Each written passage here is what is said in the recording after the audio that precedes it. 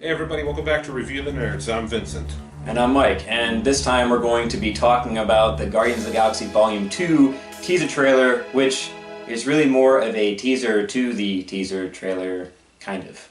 It's a peek. It's a sneak peek at the teaser for the... Okay. Yeah, it is a teaser of a tease. Point is, it's small, but this trailer, nonetheless, I gotta say, really got me pumped and excited. Because Guardians of the Galaxy is such a fun film, and everyone's been like waiting for the sequel, and this trailer definitely gets the blood flowing, gets the adrenaline going. Oh my god, I got a kick out of it. I think it's just funny how, even to go further with that whole teasing thing, and how, it's like, oh, you think you see Drax? Oh, we're cutting away right when you're about to see him. Oh, and there's Gamora, but no, she's gone now. She's behind the camera. You can't see her anymore. Not a lot revealed about this, but, they play the Ooga Chaka music, which immediately signals what it's going to be. I can't stop this feeling deep inside of me. Girl, you got me. Ooh, got shot. Okay, I forgot the damn lyrics. One of the things I liked about the trailer was, and it was something that was almost like a satire parody. It's like, if you take the Ooga Chaka out of the first half of the trailer and you just watch the imagery and the little background sounds, it was almost like they're trying to it's this kind of darker, ominous feel to it, but you have the Ooga Chaka in the background building, but so it's still funny, so it's almost satirical in a way. You can see a lot of movies, the second movie is a little more darker, grittier, stuff like that, and maybe there's some kind of ominous evil behind, but no, it's Guardians of the Galaxy, so we're still having a ton of fun. You have Drax giving Star-Lord relationship advice. Yeah. Two kinds of people in this universe. Those who dance, and those who do not. You just need to find someone as pathetic as you. Yeah. Do you need a hug? Yeah. And then you get... Embrace me, Mike. Ow! You got me right in the nip. Then you get Baby Groot wearing a little Star-Lord mini jacket. Yeah. It was more like toddler Groot almost at this point. He's he's out of the pod. Did they go to Babies R Us and get a little Star-Lord jacket? Oh my god, that'd be awesome. Yeah, we see Groot on, he's hanging on Rocket's shoulder. And actually, I was expecting Groot to be a little more development-wise along at this point, but he's still, baby-sized. Oh, I'm not surprised based on how much those Baby Groot toys sold last year. No, I understand from a business point of view. I'm just saying, I was expecting him to be maybe at least a couple feet tall. Still cute and adorable in the small, but he's he's only barely out of the pot, you know what I'm saying?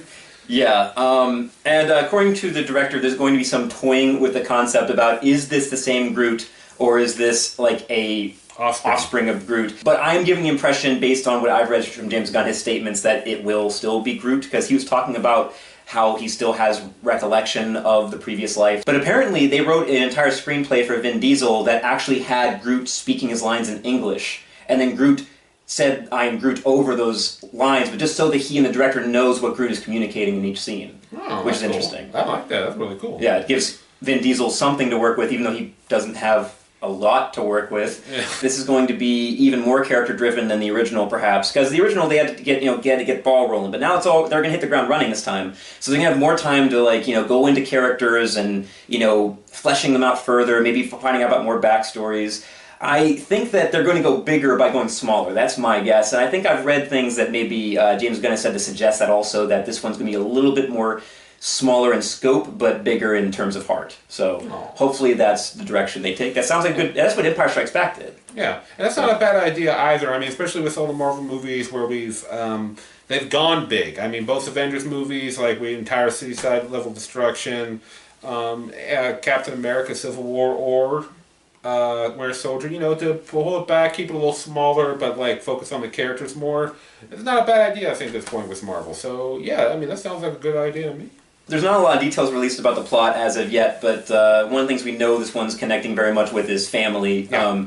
Now the family, the first one is the forming of a family, but then this one's now about maintaining that family, and also the search for fathers, because obviously Peter Quill's father comes into play, and the suggestion was from Chris Pratt to get Kurt Russell to play his father, which I guess he's a big fan of. I'm a little on the fence about the choice for who is going to be his father, because they're actually going against the comics. So in the original comics, a character named J' son Jason was the father of Peter Quill, and his ship crashed on Earth, and he romanced Peter's mother, and then as soon as he repaired his ship, he left.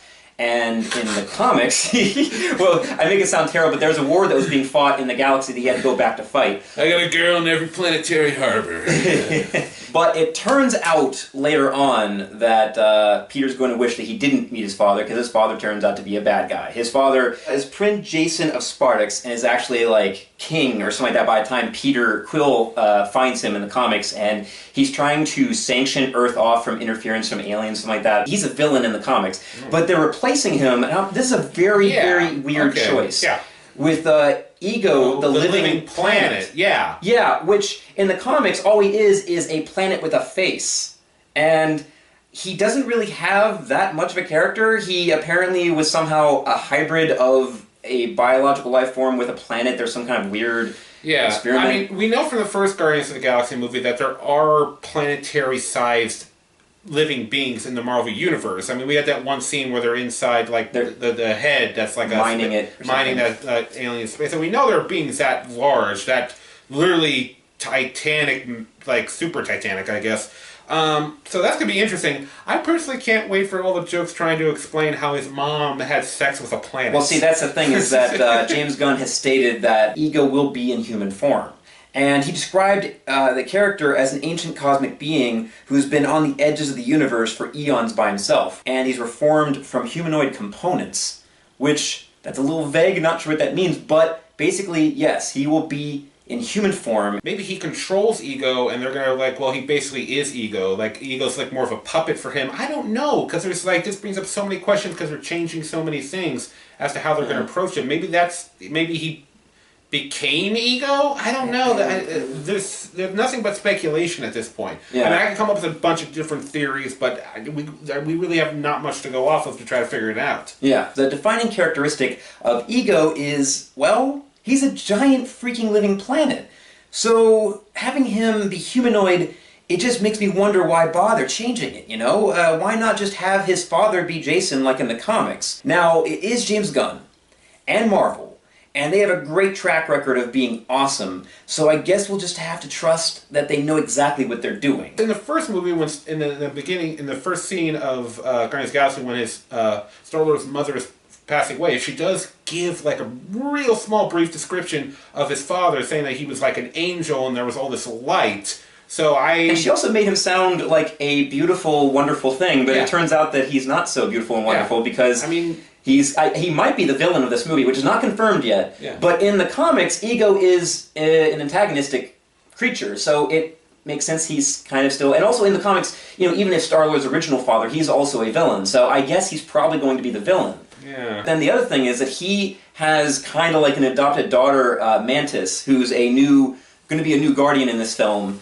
Her backstory is a little confusing if you try to read about it online. I'm sure that true fans of the comic understand her backstory, but apparently she was born to a Vietnamese and German heritage. Yeah, from Earth. Yeah, from Earth. So it sounds like she's human, but then when you look at how she looks, she has antennas, and so I'm confused about how she looks alien when it sounds like, from her biography, she's human. She was raised by Kree, apparently, and is prophesied to be the celestial Madonna, and that she will give birth to the celestial Messiah or something, and that it's going to save something. I'm a little confused. If there's true hardcore Guardians fans out there, if you can explain to us in the comments, we'd love to hear more about why she appears green with antennas. I don't understand. Yeah. But apparently, though, she is going to... Her backstory is also going to be different than it was in the comics. They're changing a lot of things. Because in the comics, she actually was a prostitute in Vietnam for a while. But in the movie universe, apparently she was raised by Ego. Ego is kind of like an adoptive father to her, and she's been sheltered from interacting with other people. And when she joins the Guardians,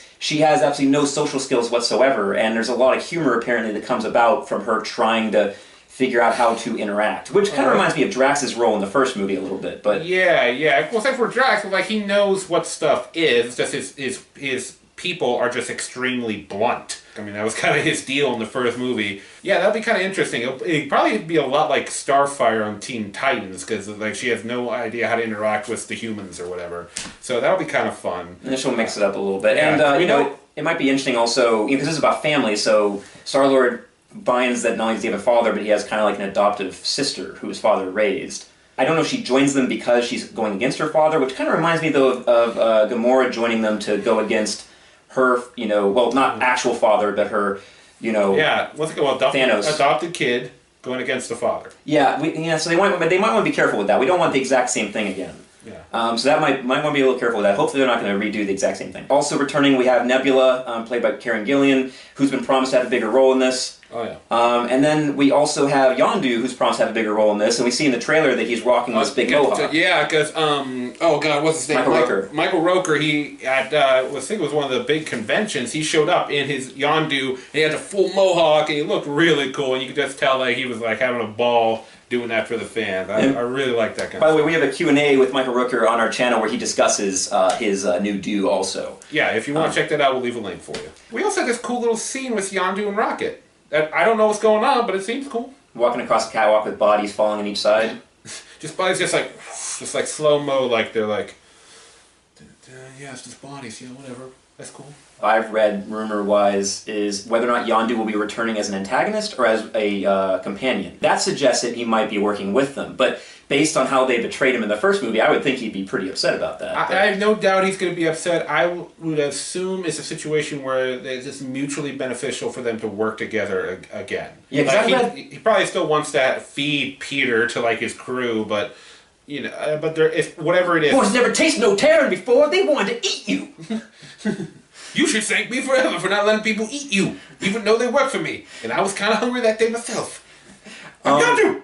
But yeah, the rumor that I read is that he's actually part of the team this time. Well, we do know that Star-Lord's father hired him originally to bring him to him. So maybe he's involved because he knows where Peter's father is. Yeah. I mean, so maybe there's some kind of connection with him and Kurt Russell, and that's why he gets involved.